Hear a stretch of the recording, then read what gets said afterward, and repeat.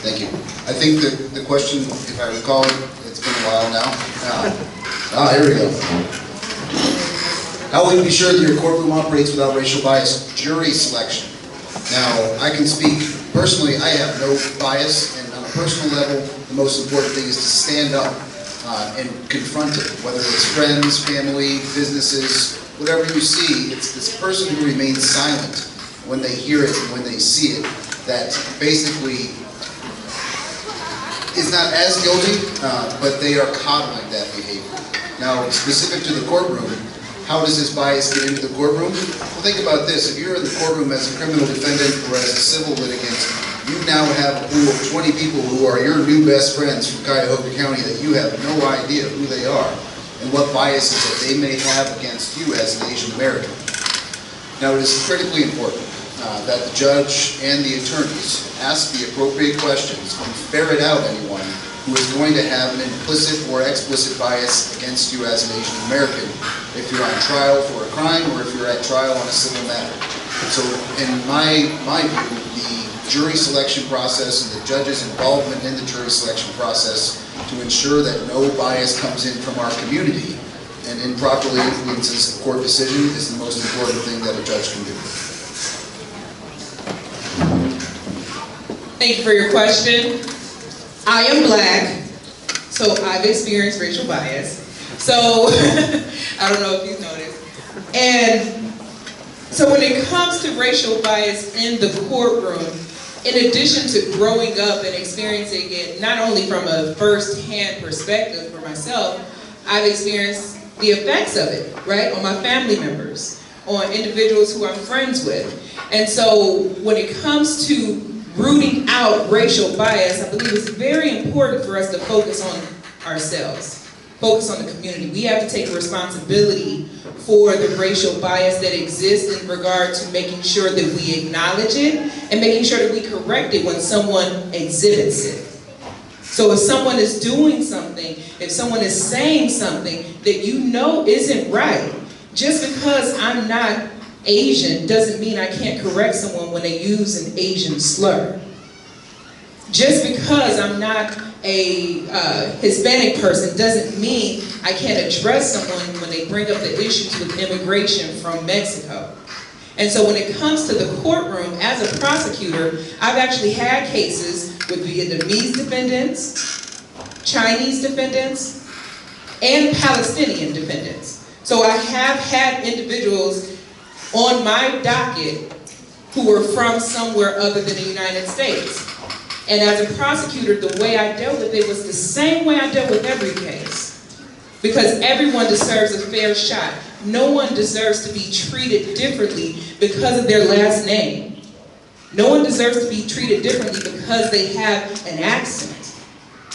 And what came up, what I realized, is that the way different communities address crime is sometimes different.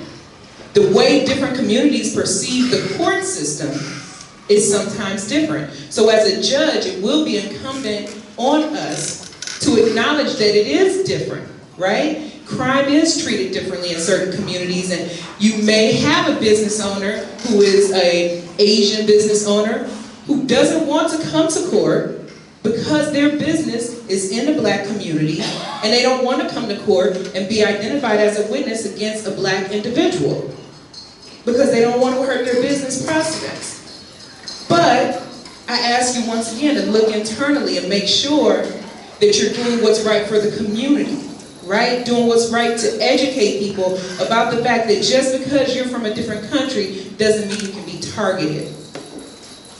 And additionally, I wanted to say that when you have your opportunity to participate in the system, right? Because you have an opportunity to participate in jury service. You have the opportunity to be a witness to a crime. You have the opportunity to be a witness in a civil case. Don't shirk that responsibility. Embrace it. Because someone who is a member of the majority will take that responsibility on. So it's your obligation, it's your time to show that you will participate in the system and you will do what's right. Thank you.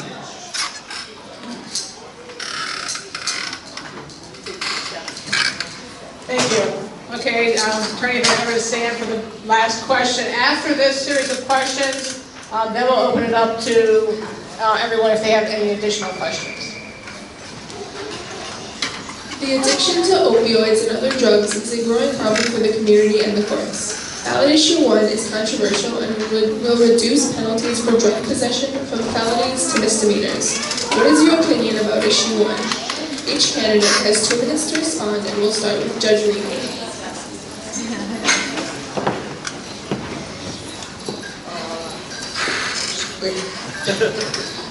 Here's what's interesting about issue 1. Judicial or judges or judicial candidates are not permitted to speak on any issues until our Chief Justice came out this year and said, we want every judge to speak on issue 1.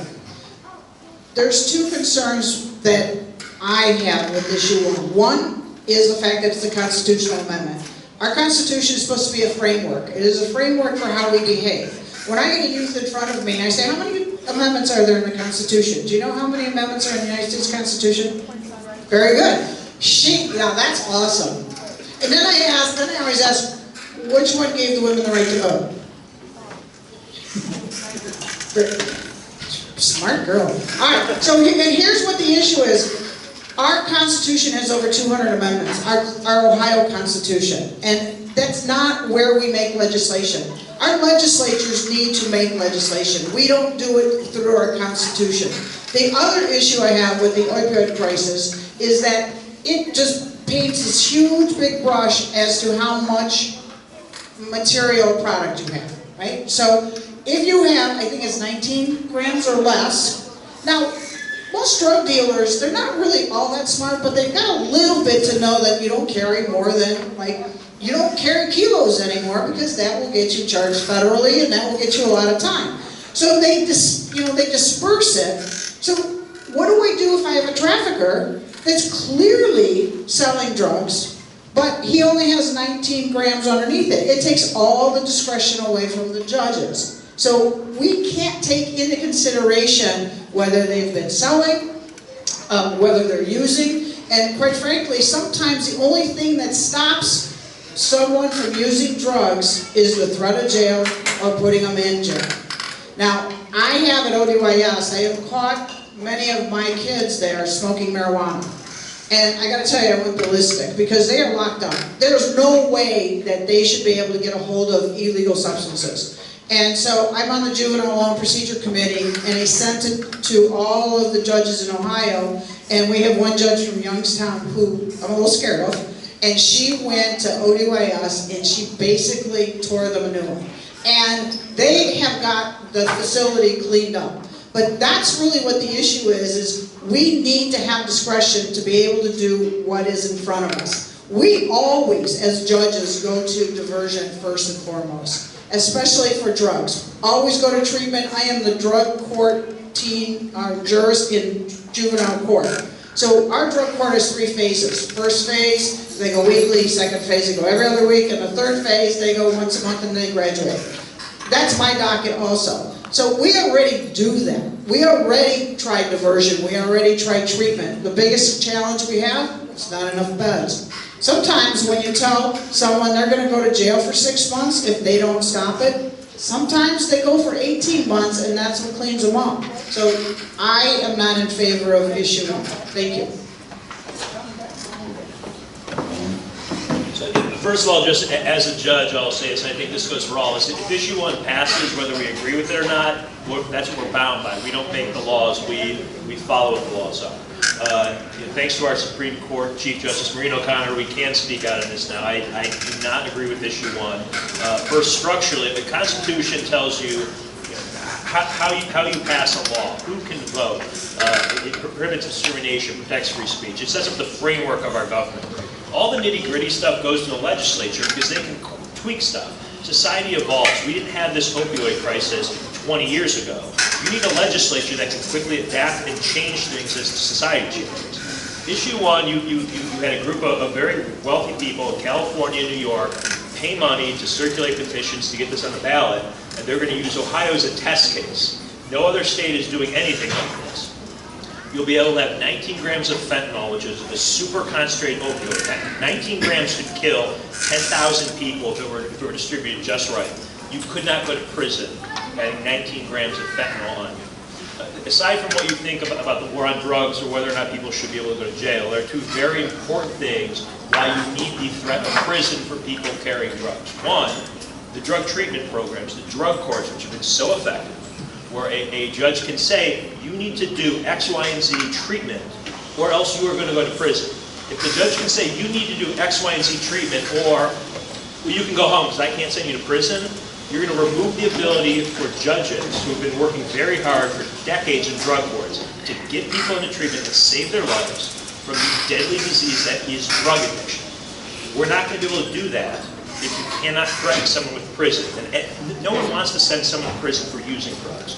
We want them to get off the drugs, go to work, and be a productive member of society. Two, I've heard so many judges and prosecutors speak about this, oftentimes the way you take down a drug cartel or drug dealers is, you pick someone up, they have drugs, you say, well, who did you get the drugs from?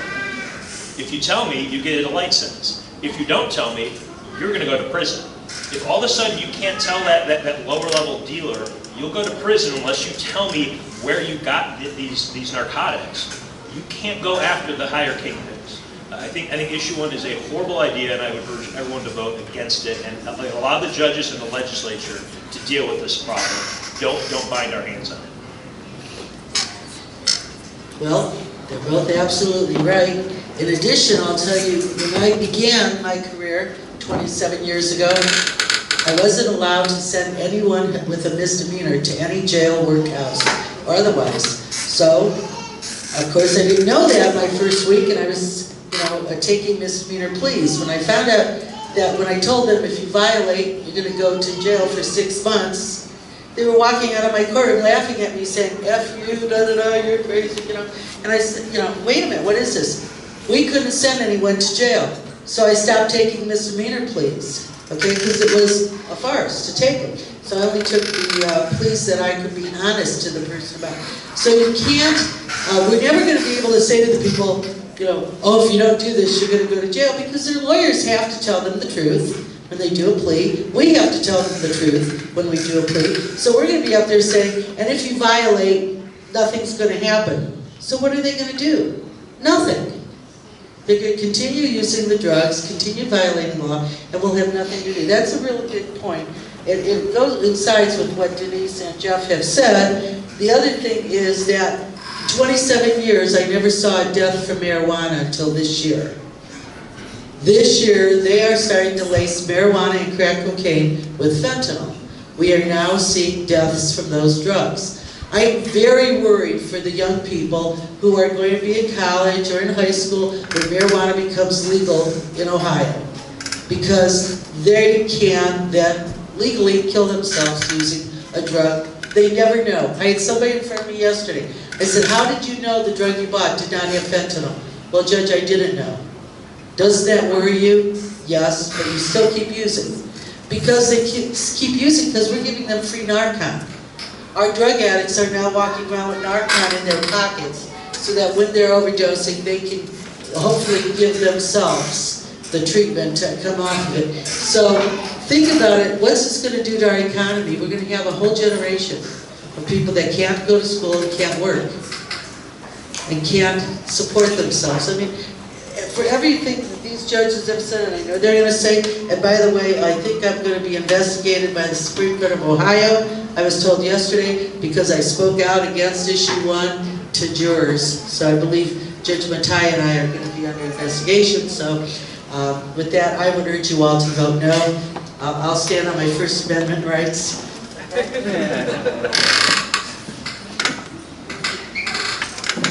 What I'd like to say is, as far as issue 1 goes, opioids is a real problem in the United States of America, as we all know.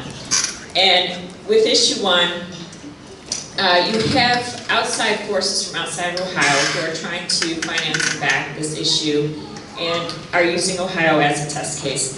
What I think that they do not understand is that the court systems in Ohio have been very effective in helping people trying to get past addiction.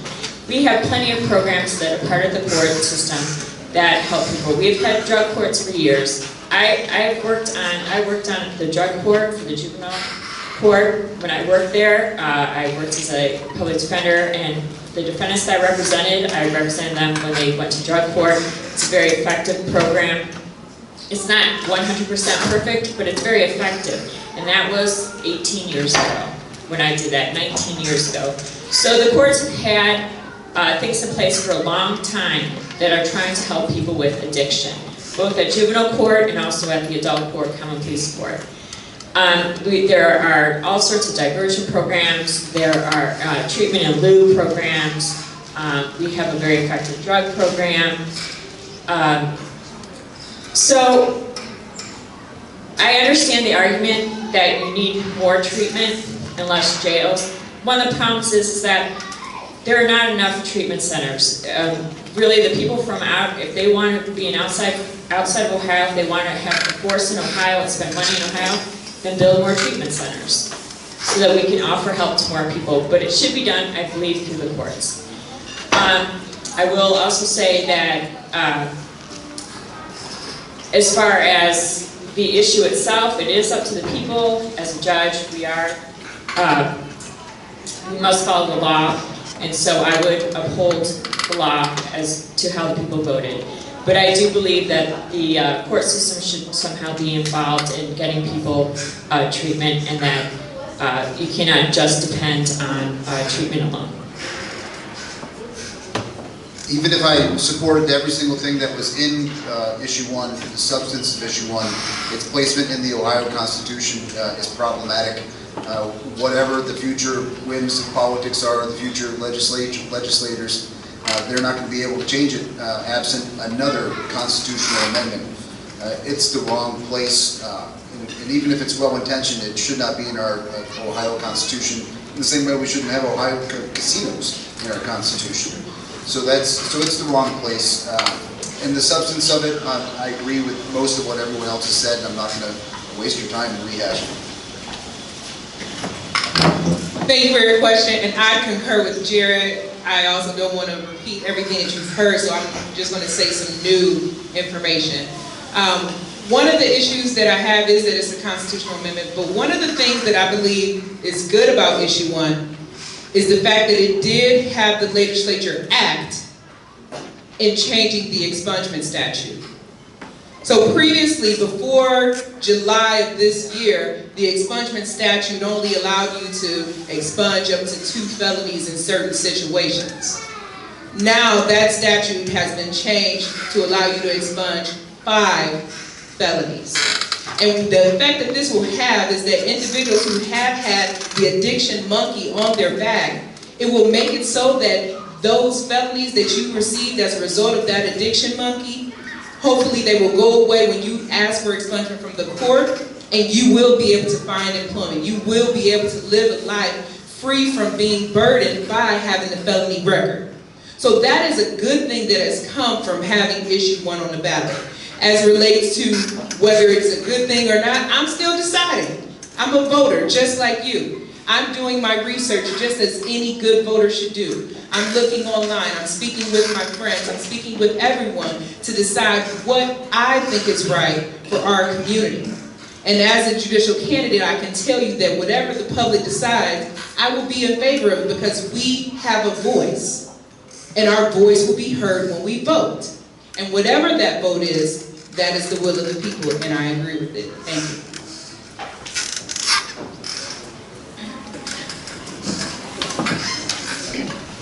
Okay, so that wraps up the first portion of our forum. Now what we're going to do is we're going to take questions from the audience, and then we'll ask each of the candidates to give a brief response to your question. And just be aware that we are recording this whole proceeding and it will be posted on YouTube. So ask away. Questions? To come up. Yeah.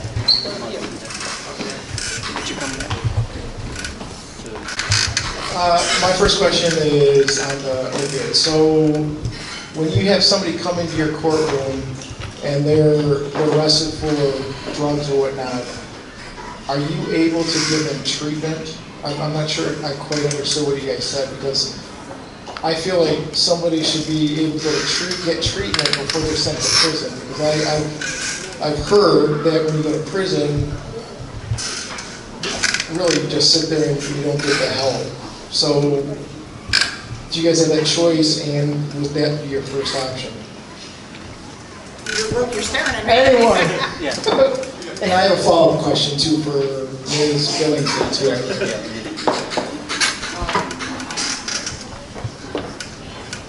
In juvenile court, we usually have, the opioid crisis has really hit families more than anything. So they get wrapped up with Children and Family Services, and yes, they get treatment. We have what we call the START unit. The START unit is for sobriety. So what occurs is the parent has to go treatment, Hitchcock Center, Matt Talbot, whatever treatment center there is, and we will keep the child with them in the home, so we don't start fracturing families. So we in juvenile court are always treatment first. The issue is, it's more on the adult side than it is on the juvenile side, we don't have enough facilities. I have moms and dads that need to go, and they have a 2 to 3 to 4 week wait. I have youth that sits in a detention center because we're waiting for a bed to open up at Belfair or Applewood or at Braxis, and that's heartbreaking because they don't belong in the detention center. They belong in a treatment facility. So if you do anything, because I will go anywhere and talk about juvenile court. If you guys have not been able to tell, I love juvenile court. I will go anywhere and talk about anything about it, and that's one of the things that we need everyone to do is talk to their legislature, because we need more treatment facilities. Well, as I've said, I'm a big believer in the 12-step program run by AA. I said I wasn't a believer of that program when I joined the court, and I will always opt for treating an addict before prison.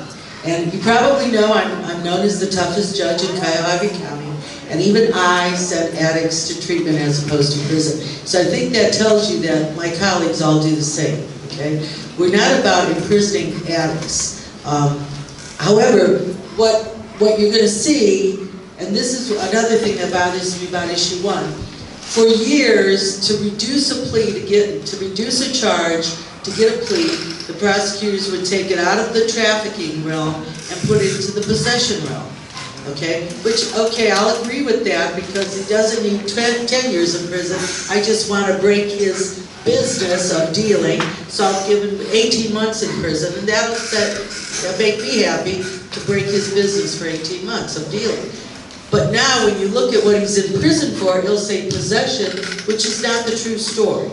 So all of these dealers that I sent to prison for the last 10 years are going to come out as misdemeanors because they're going to look like addicts, but they're not true addicts. You know, there's a fiction in pleading a case down. When we accept a plea, we're looking for a charge that will give us the amount of time we think they need in prison, as opposed to what it's called, okay? Dealing time is much greater, mandatory time, mandatory fines, than possession. I don't feel I have to put every dealer in prison for 20 years and charge them $20,000, okay? So I'll accept the lesser plea. So that's part of what issue 1 is going to do. But I think all of the judges opt for prison first. We don't want to fill our prisons with the addict. I have friends who've lost their children to drug addiction, 2 this summer, 2 in July. They were not the type of people I would have liked to see in prison. Okay, we try to get those 2 young men to treatment. You know, there comes a time in every addict's life when they're ready for treatment. And when you get them at that point, it's really a beautiful thing. Because when they come back and they get their termination hearings, you know, my bailiff has to run out and get me Kleenex, because it's such a beautiful thing to see somebody change their life like that. And I think it's one of the few times that we judges get to smile on the bench. You know, the only time I think I can smile is when I'm doing a termination hearing or a wedding, and I don't do weddings on the bench. So I really like the termination hearings.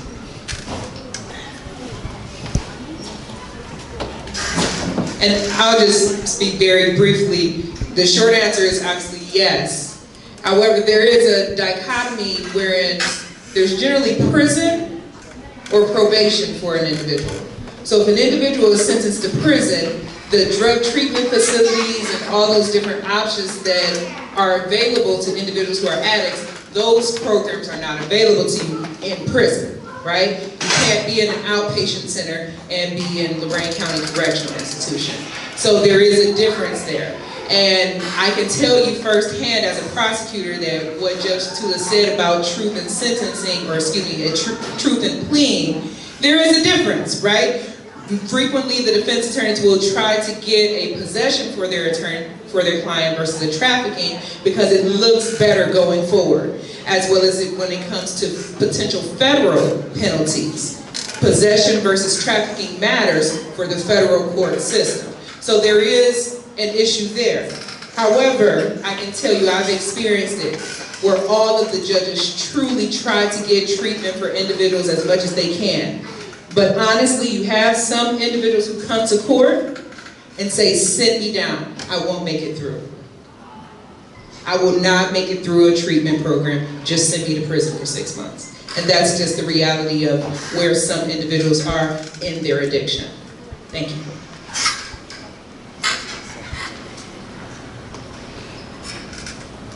Okay, we have one more quick question? Just one follow-up question for Ms. Beal. So you mentioned expunging a record. You said you favored the opiate, like the opiate, the ballot issue one. So my question is why would you expunge a record that has 5 felonies, or somebody that has 5 felonies?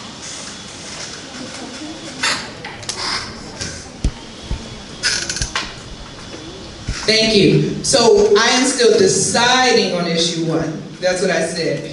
Because you heard all of the arguments against it, I felt that it was good to hear an argument for it as well.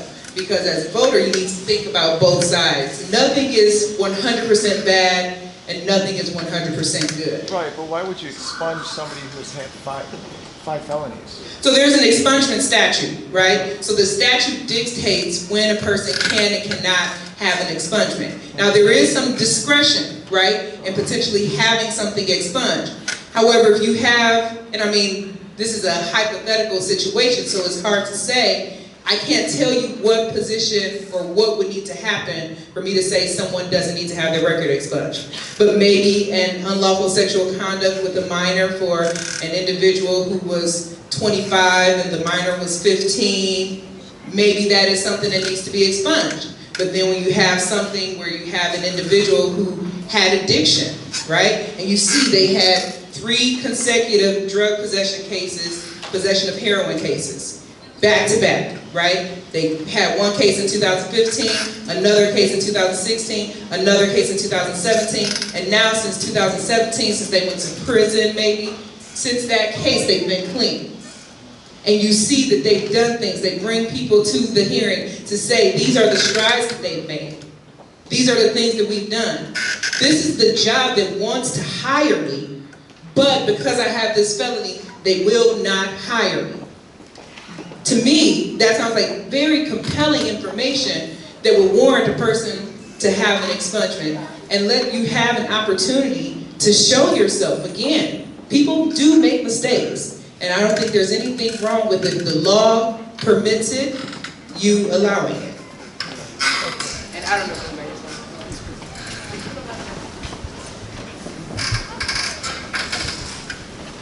Okay, other questions?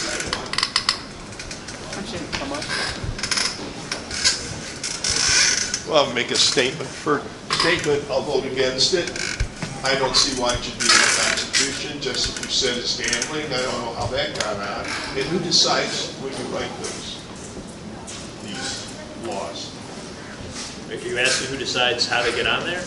No, when you write the law to bring before the people that vote, why do you decide it in the Constitution? Who did that?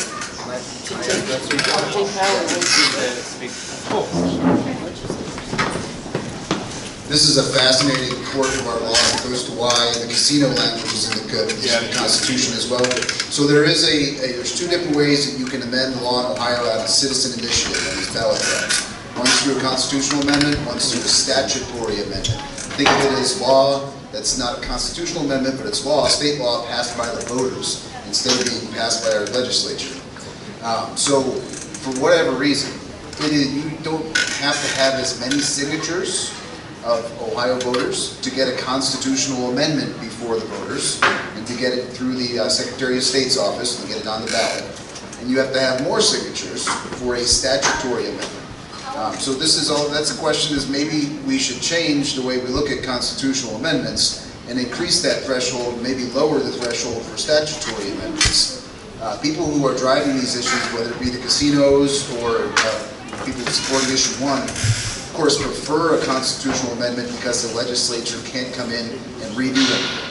Now if the voters pass a statutory amendment, the legislature can come in and tweak that after the voters pass it, so hence the preference for the constitutional amendment.